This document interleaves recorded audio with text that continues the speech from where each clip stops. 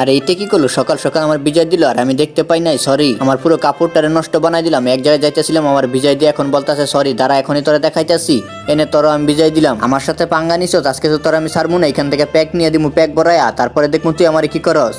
এনে তোরা দিলাম বড়া, এখন তুই আমাকে কি করবি কর। তুই আমার প্যাক বড়াই দিছিস, আমি তোরা সাইডা দিমু নাকি? এনে আমিও তোরা প্যাক বড়াই দিলাম, তারা এখনই দেখাইতেছি তোরে মজা। এনে দিয়ে দিলাম। আরে তুই কি ভাবছিস আমি সাইডা দিমু নাকি? এনে আমিও দিলাম। এনে এখন পারলে আমারে দিয়া দেখা, তাড়াতাড়ি ঘরের ভিতরে ঢুকে যায়। বাটুর বাচ্চা, তোরা তো আমি আজকে ছাড়বো না, দাঁড়া এখনই।